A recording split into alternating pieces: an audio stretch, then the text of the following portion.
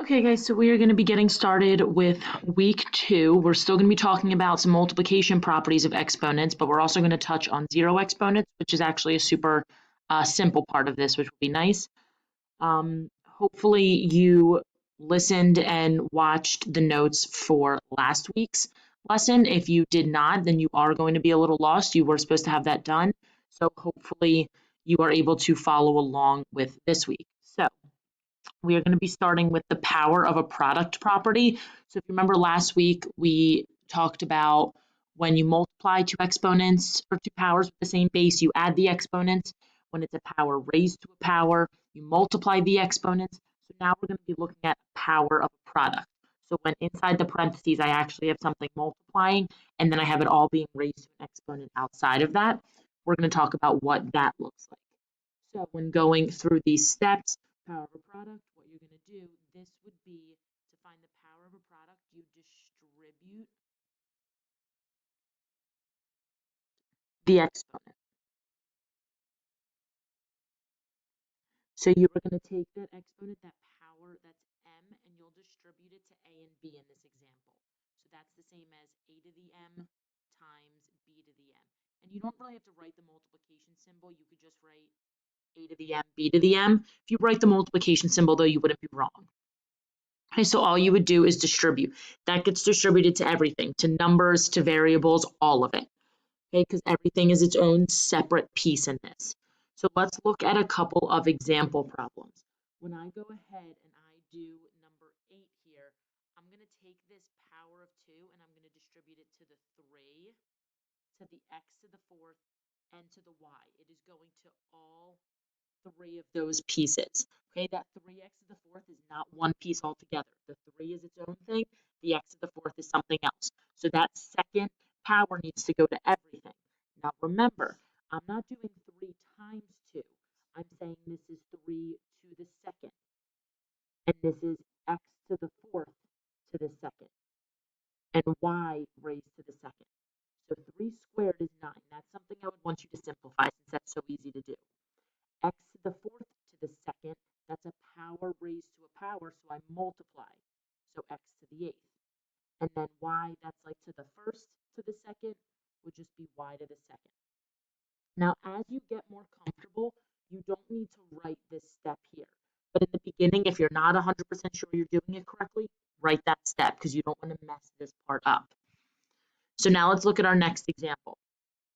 Again, I'm going to take this third power, distribute it to the -2 and to the a to the 5th.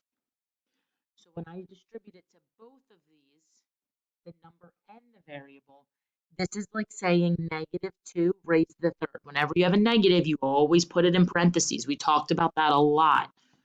Okay, so -2 in parentheses raised to the 3rd, and then a to the 5th, all raised to the 3rd power. -2 to the 3rd, if you want to type that into your calculator, you can. Just make sure you put parentheses around the -2 and then raise it to the 3rd. Or you can say to yourself, that's -2 times -2 times -2. So -2 times -2, +4, times -2 would give us -8. A to the 5th to the 3rd, power raised to a power, multiplication, a to the 15th. Number 10. Next problem, this negative is out front, so I'm actually just going to leave it out there until later on. So distribute the 2 that's squared to the 5 and to the x to the 4th. So then I'm going to have that negative that stays there. 5 squared is 25. X to the 4th to the 2nd is x to the 8th. Hopefully you're starting to get a little more comfortable with it, that you can see this, and that's all multiplied by 3x. Now this is like what we were just doing last week. Now I can multiply the -25 and the 3 to get -75, and I can multiply the x to the 8th and the x, same bases. So I add the exponents, so that would give me x to the 9th.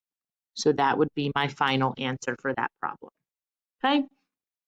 So let's look at some more practice problems with this. If at any point you want to pause and try some of these on your own and then play the video to see me practice and go through them, that's totally fine, but I am going to run through these a little faster now that we should be getting more comfortable with this. Okay, so I'm going to go ahead, distribute the square to the -5, to the 4, to the a to the 4th, to the b and to the c to the third. Negative 5 squared. Whenever it's a negative, I like to write that out first. A to the fourth to the second is a to the eighth. B to the second, c to the third to the second will be c to the sixth. Negative 5, it's in parentheses, so it's negative 5 times negative 5. So it's going to be 25, a to the eighth, b to the second, c to the sixth. That would be my final answer. Okay. Number 2, I take that 4, I distribute it to the 3, to the a, to the b to the 7th. 3 to the 4th, 3 times 3 is 9. 9 times 3 is 27. 27 times 3 is 81. So that's 81 there. A to the 4th, b to the 7, b to the 7 to the 4th, you multiply, so that's going to be b to the 28th. And that would be our final answer. Number 3, we distribute that third power to all of the pieces. Again, negative, put it in parentheses. Negative 2 to the third, a to the second to the third is going to become a to the sixth.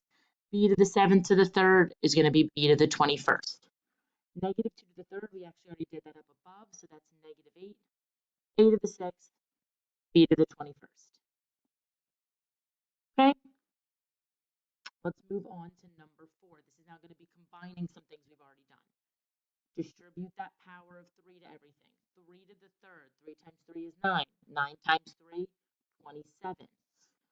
A to the third, b to the fourth to the third becomes b to the 12th. Multiply that by 4a to the 6th. Now combine what you can. 27 times 4. 27 times 4, 20 times 4 is 80. 7 times 4 is 28. So it's going to be 108. You can combine a to the third and a to the 6th. Same bases, multiplying together, so you add the exponents. A to the 9th and then b to the 12th just stays there. Okay? Number 5. Distribute that squared first. 4 squared is 16. A to the second, b to the second, times 5a to the third. So again, I can do 16 times 5. That's going to give me 80. Then I have a to the second, a to the third. Add the exponents since you're multiplying with the same bases. So a to the fifth, and then b to the second. That would be our final answer. Now let's look at number 6, last one here. Not going to do anything with the first part yet because I want to distribute this third power to everything in that second set of parentheses first. So 3a squared b to the fourth is going to stay. 2 to the third is 8 times a to the third. Now I can go ahead 3 times 8, and I can do a to the second times a to the third. 3 times 8 is 24. A to the second times a to the third. Add the exponents, that's a to the fifth. And then you have b to the fourth. Okay, so that's all that we would have to do for those problems.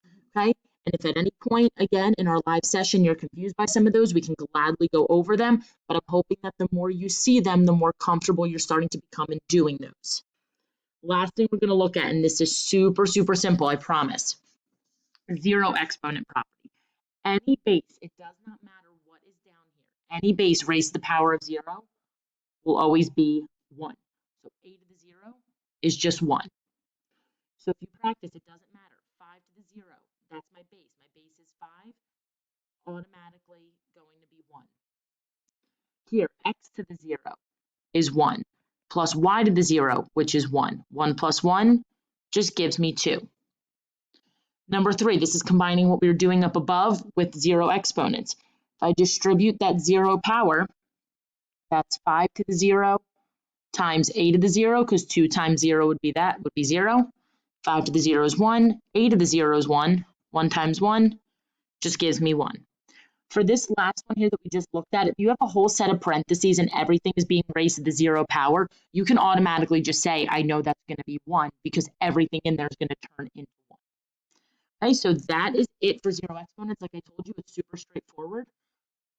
So now that we are done our notes, those are a short set of notes, not taking too long. If you want to go back, rewatch anything, re-listen to something that I did, that's totally fine. And then when we get together in the live session in a little bit, you'll be able to ask me any questions you have from the notes today. and from the notes, that we've maybe done previously, if there's something that still kind of confuses you. Okay, so I look forward to seeing you all later.